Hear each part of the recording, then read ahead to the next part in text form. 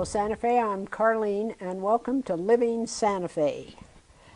Today our guest is Catherine Clark, who has the most involved job in Santa Fe right now. She's our county clerk. Hello. Catherine, thank you for showing up today. I really appreciate it. Thank you for having me. You know, I was telling Doreen that I've worked more on this show, I think, than I've worked on the hundreds that I've done. Yeah. Because there's so much involved in putting an election together. That's true. It's an operations and actually an IT job now. So, How many people do you have working for you? So for permanent staff, I have about 27, and then we hire on a bunch of temps because what I realized when I took office was that there's just too much to do for 27 people. And what we did is actually sort of this idea from business school was to create a customer funnel, essentially. So we improved our website for the types of people who want to get all the information online. And then we actually have hired a help desk for about 3 months before the election. They start and they answer all of those questions. And most of the questions are 4 questions. Am I registered? How do I register? Where do I vote? When does voting start? Those are pretty easy to answer, so we have a bunch of people who we've trained on how to look those questions up, how to look for voter information, so that way our permanent staff can work on the operational side, right? Getting everything signed up, all the machines certified, doing more technical, difficult questions with voter registration. So yeah, we really have a big operation. You work directly with the Secretary of State's office. I do, yeah. And you kind of indirectly work with other county clerks throughout the state. Yes. How many of there are you? Well, there's 33 counties, so there's 33 county clerks. 33. Do you go visit them? Or? I do. It's actually always helpful to see how other clerks do their operations, even if they're a smaller size. I mean, sometimes they have good innovations. And actually, during the last primary election, there was a giant fire in Mora and San Miguel, so we actually were helping San Miguel County with some of their operations because they couldn't host some of their base operations while the fire was getting so close to Vegas. So I voted I voted for this last election down at the courthouse. Yeah. And it's new and pretty, and I got to tell you, it was very well organized. Yeah, well, we're trying. We're trying to streamline the process. I mean, I think our goal is that, we actually have a wait time map on our website now when voting starts, and I think our goal is to be less than 15 minutes. So why in the world did you run for this office? Well, that's a funny story. I used to run campaigns. I've been involved in politics for a very long time. I was more on the academic end of things. And I was concept. Yeah, and I was really interested in jury decisions and moral decision making, and then I got interested in how people make decisions around elections. So I started volunteering for campaigns, and I was volunteering for a campaign in which, it was in the old days where you had to pre-print all your ballots. Right. And we had spent a lot of time registering all of the dorms, and so a lot of students showed up to register to vote. And it was in the old days where we didn't have voting convenience centers. You had to go to that one site. Right. And because the lines were so long, a lot of students got turned away. And I just thought, there should be no reason why a county clerk at that time shouldn't have recognized all of these registrations coming in and that people might vote. So they should have had more ballots on hand, right? So it's this idea that a real operations mind has to be the person in charge, or else people get turned away, even if it's unintentional. So okay. Now, you work with the League of Women Voters. I do. Yeah. What a great group of people they are. Yeah. They put this out Yes. just recently, and they have it in English, and they also have it in Spanish. Yes. Recuerda votar temprano. How do you like that? And they're very good about sending that to me to make sure it's correct before they publish it. That's good. Well, I noticed the way they have it lined up here is very helpful. It's got 7. Yeah. 7 sections on it explaining the first part, second, third, fourth, fifth, and sixth, and 7th. What's the easiest way to do this? What's the easiest way to vote, as far as you're concerned? Well, I think it sort of depends on what you like. I mean, we have people who don't like getting the phone calls and the door knocks. They've decided. They're early deciders. And if you're someone who finds that annoying, then vote early. Absolutely vote as early as you can, Okay. because campaigns typically will, it costs them money, right? So that they take you off their mailing list, they take you off their call list. So if you're someone who's decided, vote early. If you're, sometimes very traditional voters like to vote election day. They wait for the October surprise, they wait for all the politicking, then they decide, and they like the social aspect of going to vote. So for instance, if you're going to the Santa Fe County Fairgrounds on election day, you should expect to wait because everybody wants to socialize and that's where they go. So if you don't like to wait, go somewhere else. And then, if you like to vote at home and take your time and sort of do it in your pajamas and coffee, then I would request an absentee ballot. In New Mexico, you have to request it. We can't send it to you automatically, and you can go to nmvote.org, and we won't start sending them out until October 11th. That's a Tuesday. That's the 28 days. That's when online voter registration closes and same-day registration starts. That's when the first day of early voting starts at the county clerk's office. So it's sort of like the line in the sand of when voting starts for both absentee and in person. Okay, well, you have it. This is great. So I would recommend, if you don't have a copy of this, check with the League of Women Voters. And then on October 7th, there will be another printout in the New Mexican with what is on the ballot. Yes. The people that are running, the bonds, what else? So what's on the ballot this year are the statewide races. So this is called the gubernatorial, right? So it's the statewide races: governor, state land commissioner, treasurer, state auditor. The governor and lieutenant governor run together, but they're on the ballot together. And then it's the House races. So the House races run every 2 years. So when you're in a House district and we've just redistricted, so it may not be the one you thought. So make sure you check that. You can look at your sample ballot at nmvote.org.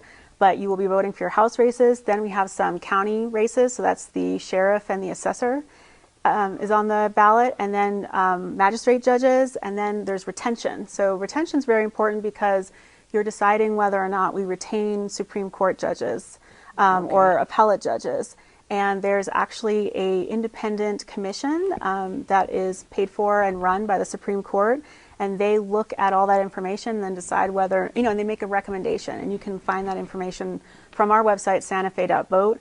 You can link to that commission and they'll tell you whether or not they recommend to retain or not retain a judge.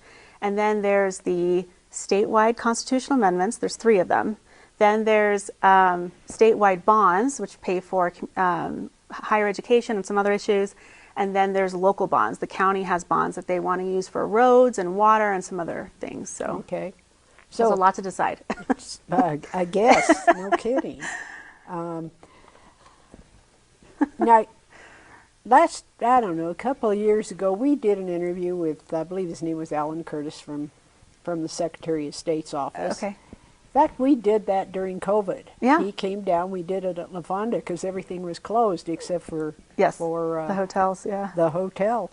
And he did a great job. And I think, the state, from what I can see, is doing an outstanding job. But we did have a little bit of a problem come up with people bringing electors in the state. Ah. Now, that is still up for grabs. The man lives here in Santa Fe. The Department of Justice came in, and wouldn't you know, in Santa Fe, somebody's here. I don't care what you have, there's somebody involved in it. And they took his phone records, I guess, and so that's under investigation. But basically, if there is any problem in New Mexico, it's very small. We've never had a direct, huge.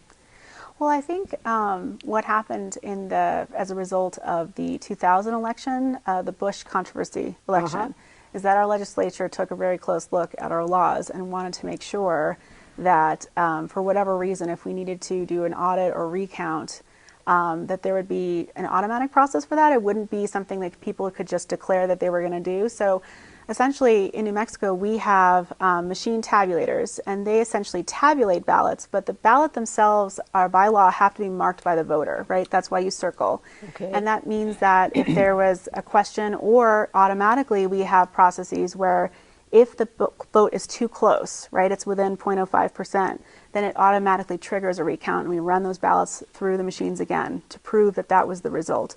And in no time in the history of New Mexico has a retabulated election flipped to the other side. I know that. That's pretty impressive. Yes. So, you know, we have a lot of disinformation, QAnon, and all this Yes. other stuff that they have online.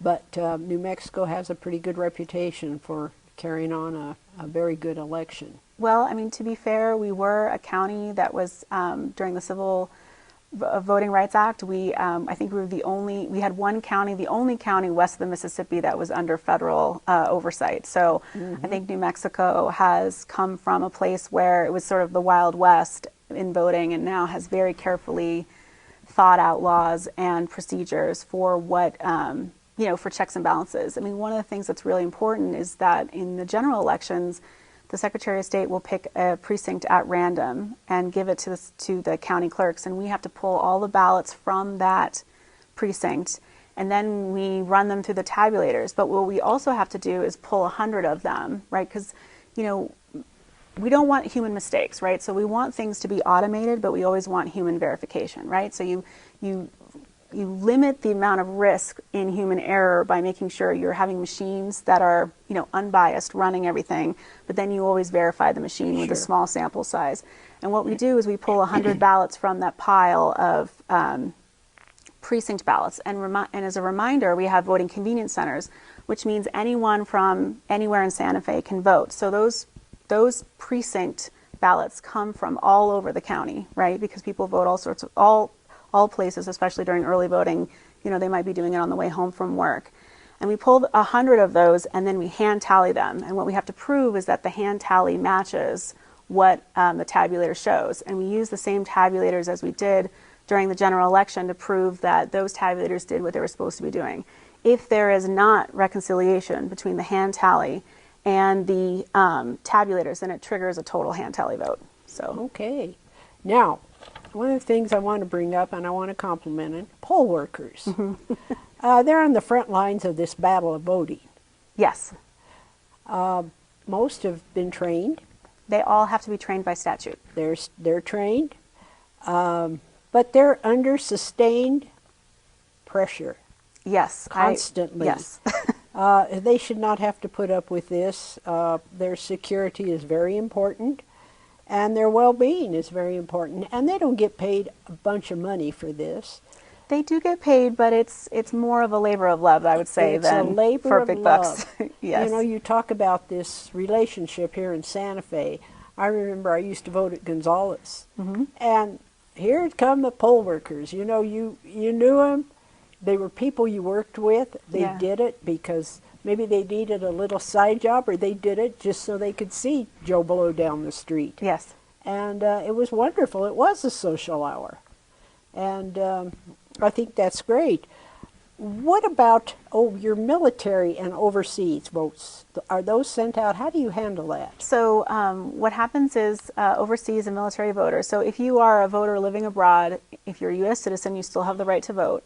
And so they can apply not using the typical absentee at NM vote. They use what's called FVAP. It's the overseas voting application. So they apply, and then they list the address that they are registered or would have been registered here, and then register essentially at an address abroad. And actually, they can be emailed their ballots. So about 95% of them choose to have their ballots emailed to them, but they give up the right to anonymity when they do that. But it is faster than having it FedExed. Right. And then they have to fill it out. They have to sign an affidavit. They understand that they've given up anonymity. They understand that someone, will know how they voted because they're emailing it back to us.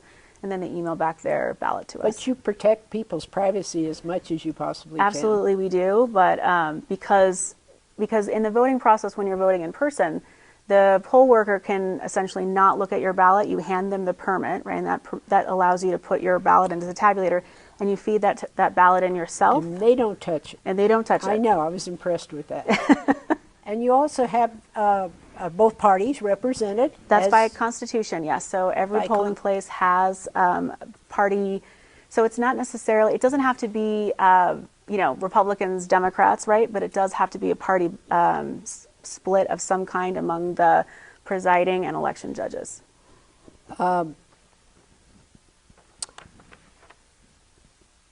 When these inspectors are on there, how do you choose those? Do they volunteer to do it? Inspectors? Well, I call them inspectors. I don't know what else. You have a Republican and a Democrat watching everything. Okay, so I'm there's saying that because that's what the day I was there.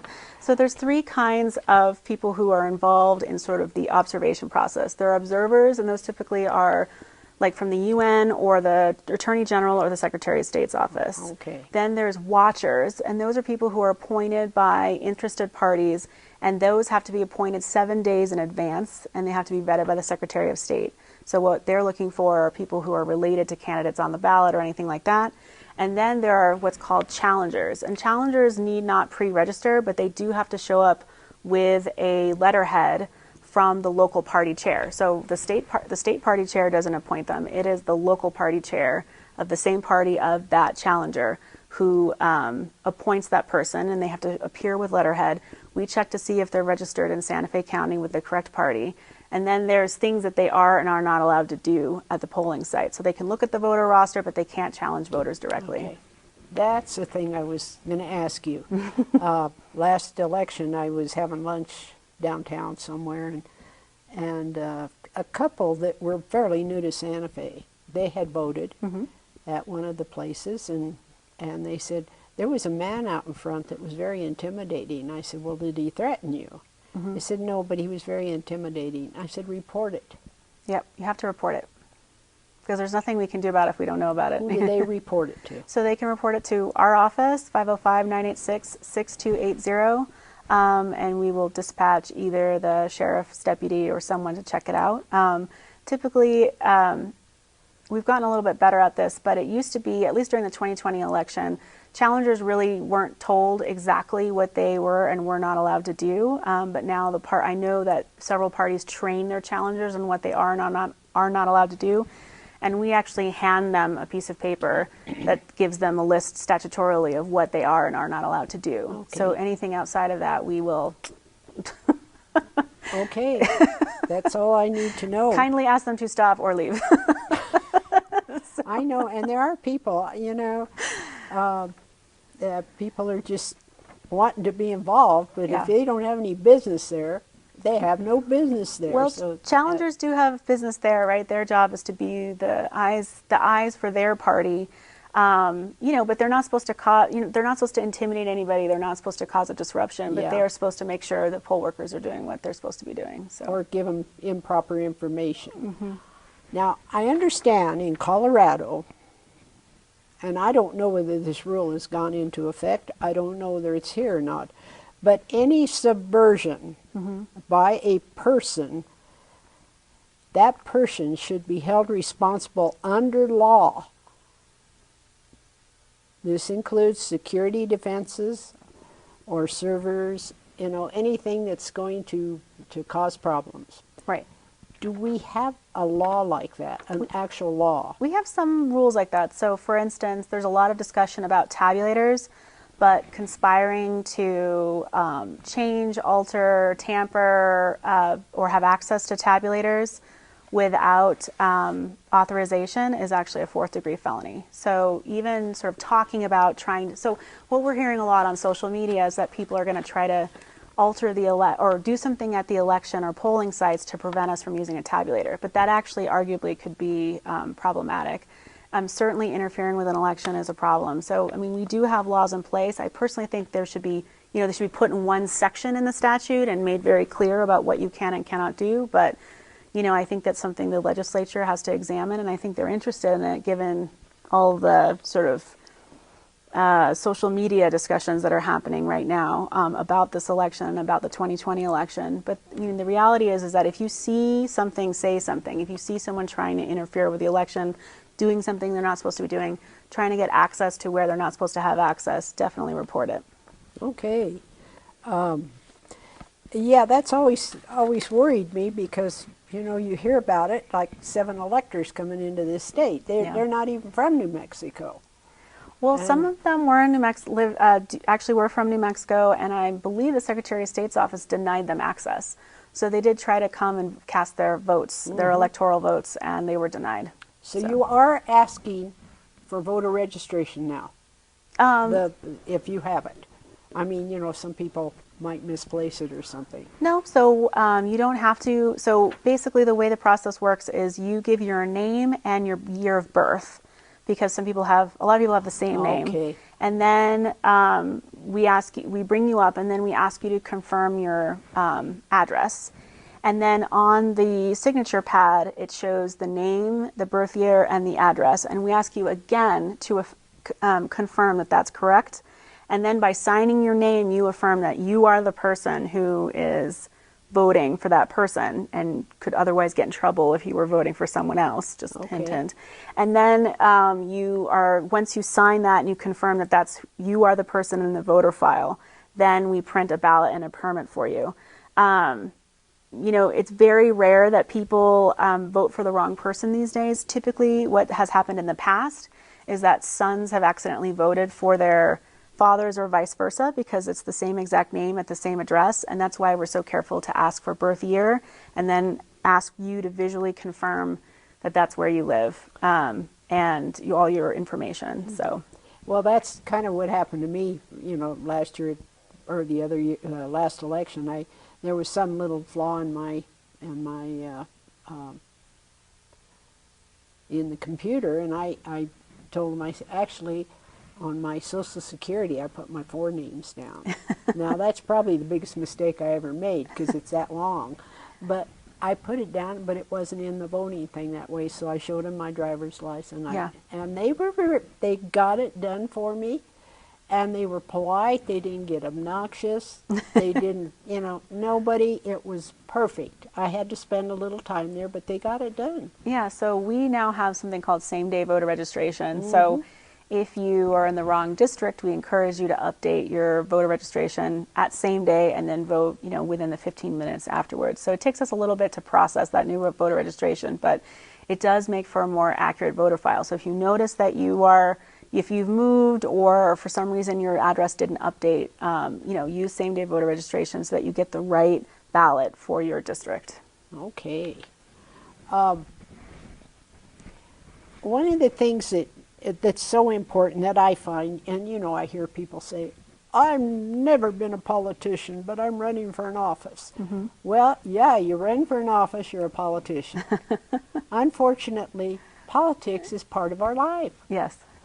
And I mean, I know it can be pretty ruthless sometimes, but if you're going to run for an office, you've got to be prepared to know what you're doing. Yes. As well as the voter. I think that we have really struggled with people thinking, oh, everything's fine, so I'm just not going to pay attention to that. And I think the silver lining of all these questions about elections is that people on some level know more about elections, and I'm hoping that we can work on that misinformation. So that was something that I really realized in our office, and so we've actually been working on a high school outreach program. So we have been to the New Mexico School of the Arts, we've been to the trade school high school here in Santa Fe, and we will be going out to Pojoaque. But essentially we bring tabulators that are the same exact tabulators that we'd use during any election. We just program it with non-controversial questions. It's a little sort of fun election, not programmed with the actual ballot information from the general, because we don't want those ballots floating around anywhere. But essentially, students learn about civics, they learn about who's on the ballot, why do we vote for these things, how do I find information, and then they actually practice filling in a ballot and going through the process of handing someone a permit, putting their ballot into the tabulator. And for everyone who's over 16, we do try to register them, because they can always pre-register. And then when they turn 18, or if they're going to turn 18 before the date of the general, before the date of the general, they can actually vote in the primary at 17. Oh, so great. We want people to start early, because studies show that when you vote early, then you become a lifetime voter. I'm of an age that I had history classes, I had civics, I had all that.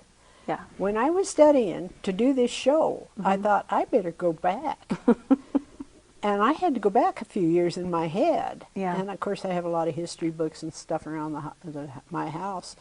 And I started reading about, creditable journalists. Who were these forefathers? What the heck were they thinking? And I had forgotten so much about it. Yes. And I found some interesting things here. We're having a very volatile world now. Yes. I think this is probably, I've seen a lot of things in my life. My parents taught me that it was an obligation for me to vote, period. Yeah. There was no ifs, ands, or buts today. I hear people today say, oh, what the heck, it doesn't do any good anyway, blah, blah, blah. But it does. It does. Well, I would say to people who say that in social media and because of how much money is spent on kind of dark money campaigns, Dark money. that the belief that somehow your vote doesn't matter was probably paid, and a lot of money was probably paid for you to think that. It is. And I get it. I don't do it because I know people that have been sucked in on this. Yes. They believe everything they're hearing on it. Yes. And so I'm very careful who I listen to. And, I listen to a lot of documentaries, but I went back into history a little bit, and I thought, I'm going to go to these great leaders we had. James Madison, I'm going to mention just a few of them, Alexander Hamilton, Patrick Henry, Thomas Paine, and there were just a lot of them that put that Constitution together. And some of the first ladies and some of the women of that age, I want to mention them too. Of course, Dolly Madison. She got everything started as to what the first ladies did in public service. Abigail Adams was always in the fray of politics. She told Sam, you go do your thing, but don't forget the ladies. And you know how long it took us to get our voting rights? Very long time. Very long time. So, the other lady that they mentioned was a lady by the name of Anne Morgan. Now, Anne Morgan's husband was during the Revolutionary War. She dressed herself as a man, and she hung out with the British soldiers. And she was a spy, basically. So that was Abigail Adams saying, don't forget the ladies. And evidently they got more involved than we'll ever know. These guys were, we still look at them today as beyond reproach. Right. Well, I don't know about the younger generation. They certainly have lots of criticisms of our forefathers. Well, they have no clue what they did. And they didn't even like each other, some of them. They fought. They were abrasive. They were argumentative. There were some duels. There Yes. were some duels. There were some couple of killings. Yes. So this wasn't just put together by a bunch of idiots. Well, I think, just like our Constitution in New Mexico, right, 1912, the reason why our ballots are in Spanish and in English is that the original Constitutional Convention had some Spanish-speaking delegates. That's right. And so as a tradition, we have every ballot in New Mexico from that time has been in both Spanish and English. And I think that just like our Constitution, there are checks and balances. Just like in our voting process, there are checks and balances, right? And one of the things that's interesting in New Mexico is that even the judges are on the ballot. We vote for the executive, we vote for the judicial, and we vote for the legislative because, it's based on the people, right? The people are the ones who decide who represents us in all three branches that are sort of keeping these checks and balances working. For the past 246 years, this isn't the first time we've gone through it, but those people have told us this was going to happen. Yes. That there would be all kinds of problems with this democracy that we have. Yes. And we were told that. I read a book by a guy by the name of Gordon Wood. He called it Revolutionary Characters. His statement, which hit me, he said the brilliance of their thought the creativity of their politics and their ability to combine the two have been without equal. Now, that's over 246 years. They were obligated and they were dedicated to the public good. And so we need to stick with that, my opinion.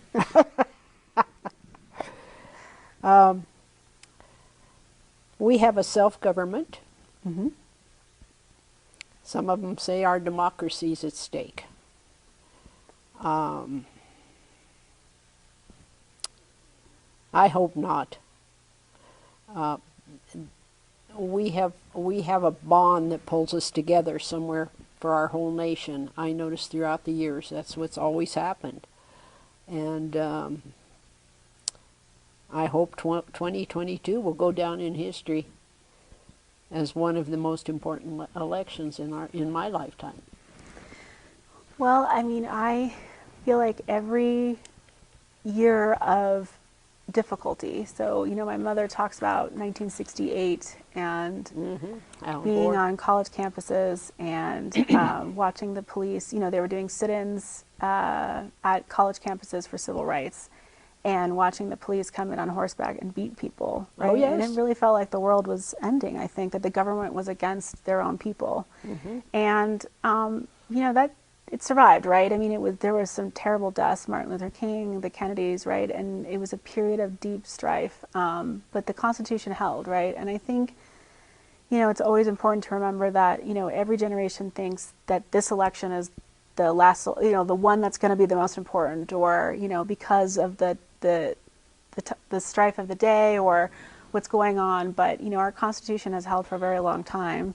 And what's most important is that, you know, we all vote, because when we don't have a representative government, right, then our government isn't representing all of us. It isn't all of us sort of deciding. It's only some people. And so I do think that, you know, I hear it every time. You know, I've been in politics, or was in politics for a long time, and I always heard every election is the most important of our lifetime, the most consequential. I do have faith that the Constitution will hold together, but only if we all take responsibility. That's right. So we have to vote, and if you see misinformation about elections, right, you need to point it out. You need to say, this is not true. I know this to be not true. So I'm hoping, you know, in the next couple weeks we will launch sort of an informational piece about sort of things you probably didn't know about elections. So one of the things we hear from people is, I don't know what is misinformation, and I don't. So we're going to be working on, there is a very good rumor versus reality on the Secretary of State's website, but we'll probably talk a little bit more about the nuts and bolts of voting. One of the things we hear very commonly is, you know, people say, oh, I didn't know that if the power goes out that I still can cast my vote.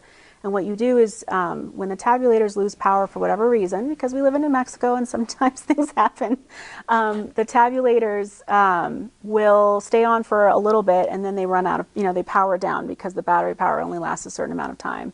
And typically when there's a power outage, there's enough time that we can see, you know, we know to bring a generator or something like that. But essentially there's an emergency bin in the back of the tabulator, which we open up, and all ballots go in there. So that we can protect how people voted. And then we, with a bipartisan election board, right, it's some of the poll workers, they watch as when the tabulators come back up, we feed those ballots back in. So that, you know, those are things that people don't typically know about voting, but I think it really helps people understand that your vote is secure. You know, your vote is protected.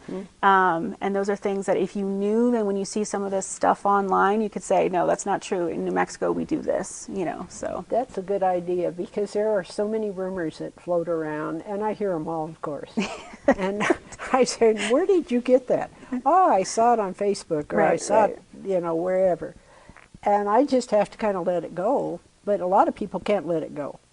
Well, I think they don't know who the trusted resources are. So, you know, I mean, I hear a lot that somehow the machines can be hacked, but we do certify each of them. They never connect to the internet, right? So it'd be very hard to hack something if they don't connect to the internet, right? So it's, you know, things like that. Most 90% of people will say, oh, okay, that makes sense. That one piece of information is enough for me to feel like, Right. yeah, I got it. The final 10% may be a little harder to convince. one of the things that I hear too a lot is that, well, nothing that's going on today is in the election booth. Yeah, it's all in the election booth. Yes. Who you vote for, what you vote for, Right. the bonds, the person, what do they believe in? You know, it's all over the newspapers. It's on, news, on TV, and you know who's telling the truth and who's not telling the truth, or you should. But one of the things No comment. one of the things that is actually, or several things that are in the ballot, not maybe described that way, but it's on the ballot. Yeah. School massacres and gun rights. Those are things that are going to come at us with the people we elect. What else did I mean, I read everything. Roe versus Wade. Yes. Now, that is a hot topic. Yes. It's not involving abortion only. It's reproductive rights and a woman's choice. Well, I can only say that there are probably some distinct decisions one would make on the ballot if you cared about that issue. Yes, it's a very big moral issue, Yes. and there's more to it than it just abortion. Yes. That's what I hear. It's not just abortion. There are a number of things involved in there. A lot of states are making it harder for people to vote. They have maps drawn up for political advantages. We know about that. Well, I mean, there was some criticism of our own legislature for that reason, that Yeah. there was incumbency protection Yes. for our redistricting process. We have moved towards kind of a semi-independent redistricting process where there was a recommendation, but the ultimate decision was made by the legislature. I think there will probably eventually we will move towards a totally independent commission deciding the districts. So. Do you think we're going to get the Voting Rights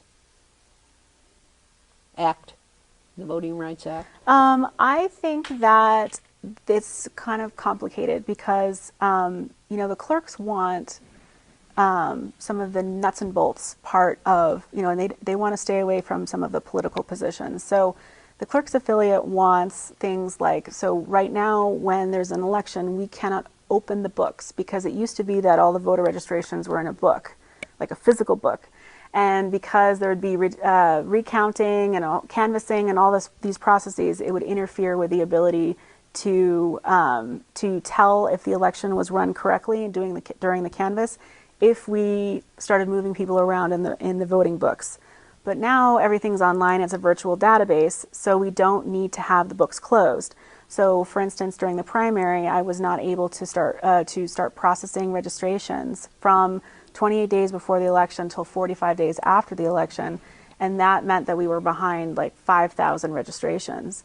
So clerks want more administrative things fixed before they will entertain some of the things that are in voting rights, because for them, some of the administrative costs, I think, for some of the clerks is quite significant, and so they don't.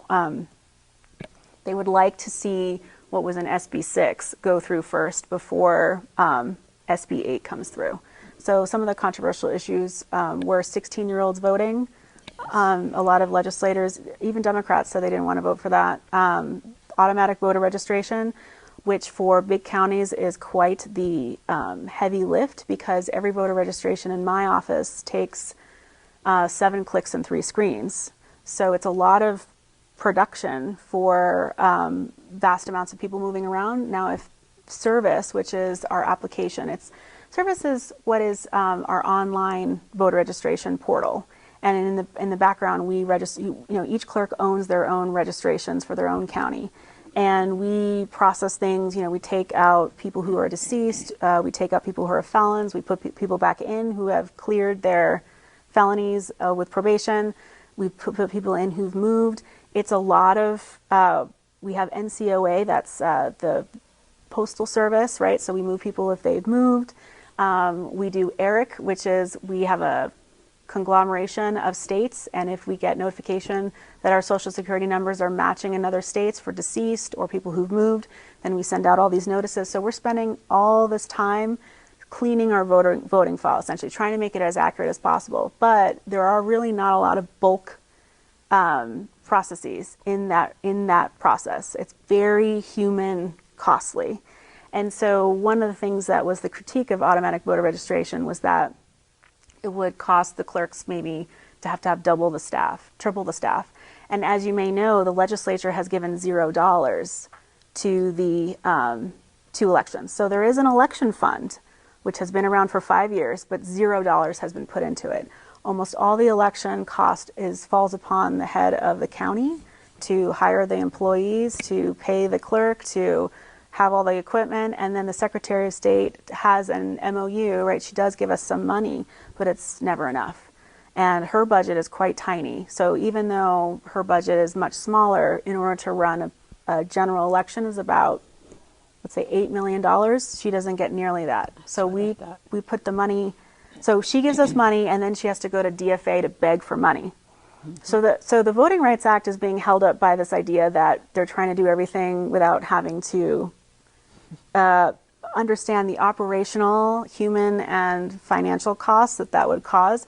I don't think the clerks have any necessary, I mean, like some clerks really object to it and others want to do it, but they say, you know, we need the legislature to treat service, which is our application, truly as an online application. If you are involved in software development, you know, then when you have an online software as service application, you need a full stack developer, you need 3 programmers, you need, you know what I mean? Like you need it's a nightmare. And there's 2 people working on it, right? It's just not enough, right? You need an actual development team producing development, and you know, treat it like real software and have updates and all this kind of stuff. So there are some logistical challenges. Mostly, it's that Secretary of State doesn't get paid enough herself, right? She makes $82,000, right, for a giant job and death threats. Then we have not enough staff, not enough money, not enough treating that these applications need security, need Department of Homeland Security to be doing sentry sort of work. I mean, like a lot of pieces go into place. And so the Voting Rights Act was kind of like, you know, really great ideas, but we need to put all of our logistical, we need to update a lot of the stuff, the way we do things in New Mexico before that will work well. If everybody in Santa Fe County was to vote, how many people would there be that are So we have eligible? 109,000 people on our voter file. How many voted in the last election? In the last election. So we did get 81% turnout for 2020. You which got is 81%? pretty good, yeah. But what about the rest of them? So some people probably either they don't live here anymore, or, you know, they're not going to be voting anymore because they've, you know, either ill or, but, you know, it's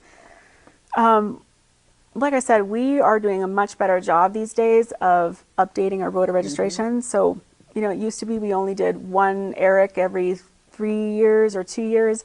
Now we're up to the point where we're doing it every 3 months. We get once monthly data dumps from Vital Statistics. We're constantly processing. And so our voter file of active voters is actually compressed a little bit because we're coming up on so this is a critical general election in that if you didn't vote in the last general election and we've sent you mail and it's bounced, right, you get marked as NVRA. And then if you don't vote in the next general election, so you have to vote in, not vote in 2 elections, I mean, we've had to have returned mail from you, then that flags you essentially in our voter file to go to the Board of Registration. They meet, they're a bipartisan board, they're appointed by the county commission. They meet in March of the odd year after an election, and they decide whether or not your name will be removed from the voter rolls. And it requires that you've had mail that has bounced, and it requires that you have not voted in the last 2 elections. So we have a lot of people who are in this transitional period where they only vote in general elections, they do not vote in primaries. They tend to only vote in presidentials. So when we roll around to the next presidential, if they have not voted, they'll get, I got it. they will get, Yeah. but because we have same-day voter registration, there's no need to panic, because now if you just bring ID or a New Mexico ID or an ID with a like an insurance bill or some kind of utility bill, you can just register right there and vote. Okay. Now, I know this isn't illegal, literally, but it smells to high heaven. Some are ushering in unlimited special interest money into citizens' funds. I don't know what you do about something like that. I guess that's something the Supreme Court has to take care of, or the president, or somebody way ahead of me. Right. So we actually don't deal, interestingly, in our office with any campaign finance. So when we run the mayoral and the city council races, because the city has opted in that the county clerk run their elections in Santa Fe, the city clerk is still the holder of that financial information. And then at the statewide level, the Secretary of State is in charge of campaign finance. So my office does nothing with campaign finance. That's good. I just thought I'd bring it up because, all kinds of things I hear. Well, I mean, those are things that judges have to decide. It's very hard to regulate those things because the Supreme Court keeps saying, it's speech. So. Mm-hmm. Now we had on January the 6th, we had an insurrection at our Capitol to overturn an election for no reason they could prove, but it happened. It was an insurrection. Yes. We've got people being investigated for fraud, corruption. I have really studied this, believe me, and you're answering every question I have so far. National Archives records. Yes. That is a must. I worked for the state when we had our PCB incident at the Department of Transportation. When I retired, I left a set of my records with it in case any lawsuits came up in the future. Fortunately, it never happened, but that's just what you do. Testing of the Supreme Court now on the ethics and laws for recusal. Mm-hmm. Why? If I'm involved or somebody in my family is involved in something, I recuse myself. Yes.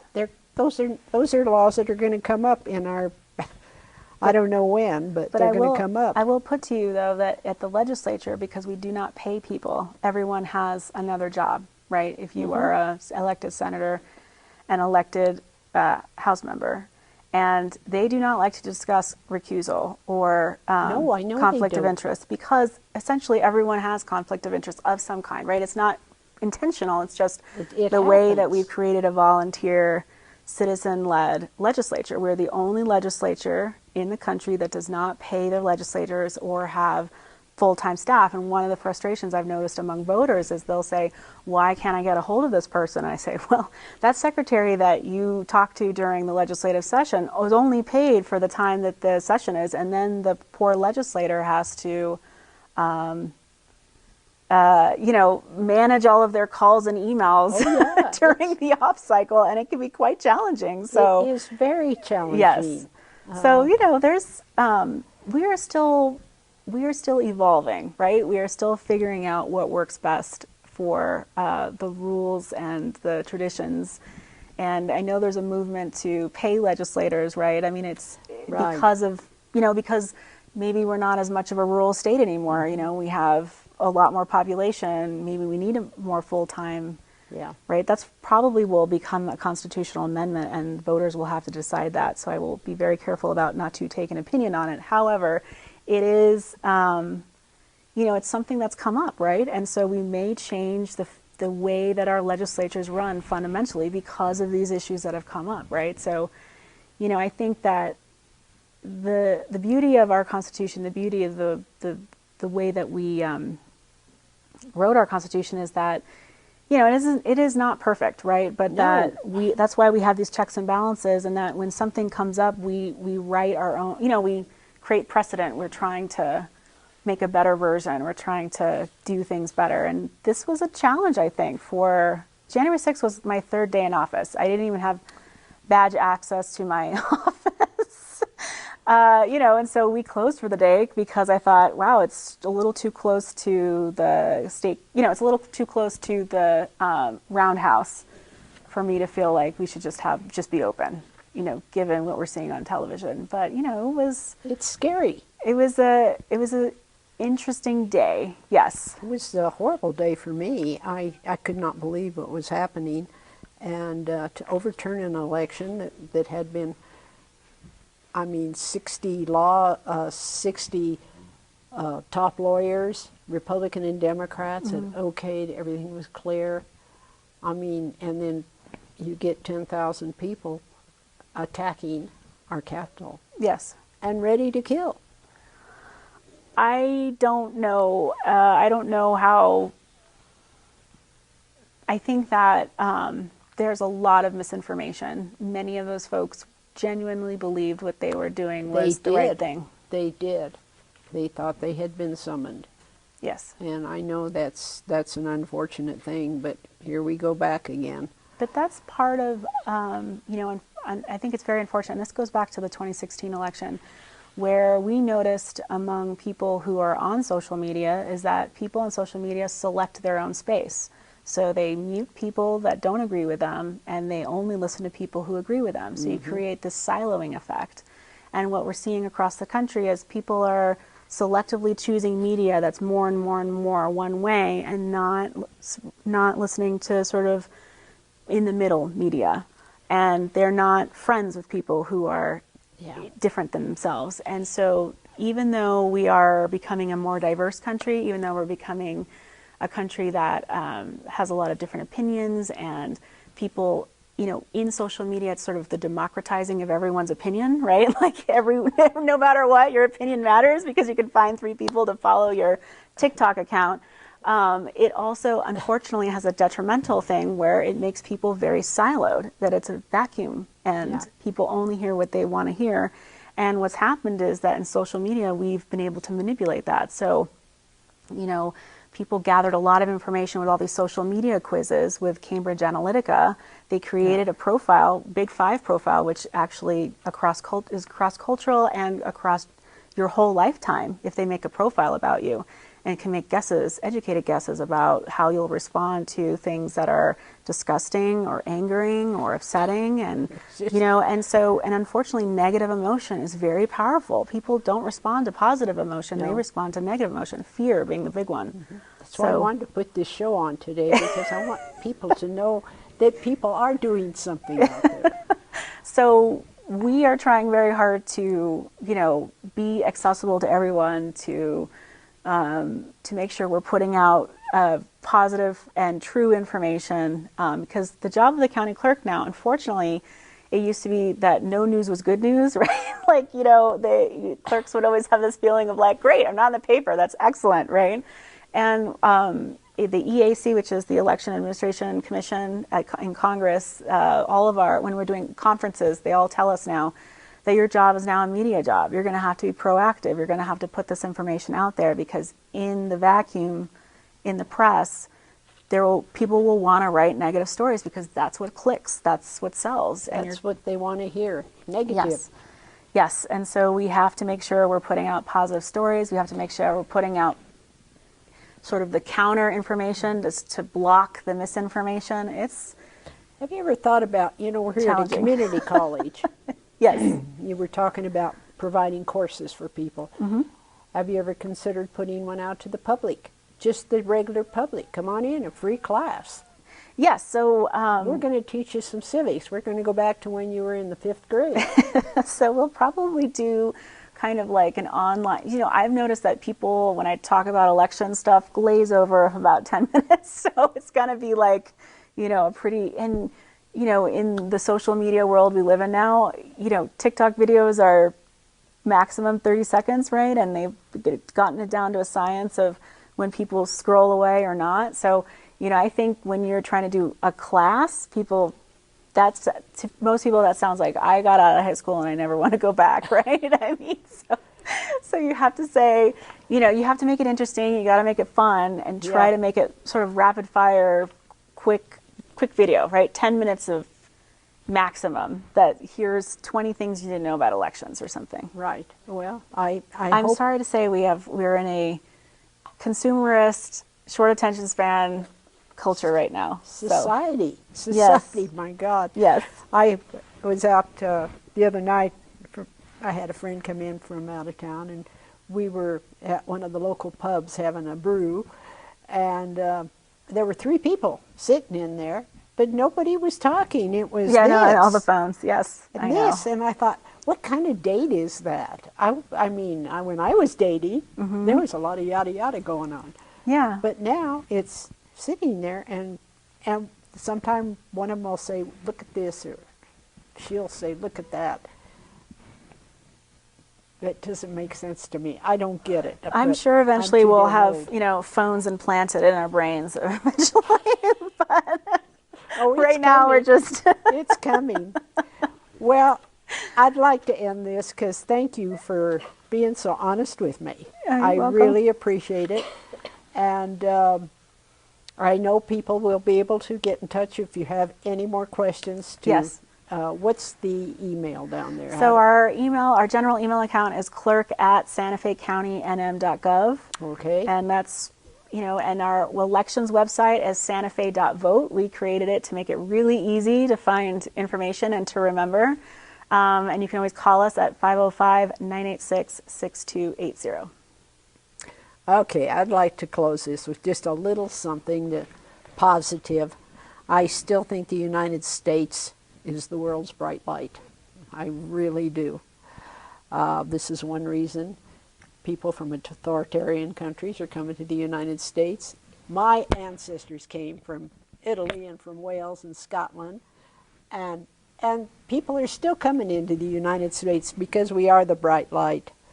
We're generous with our own. We're generous with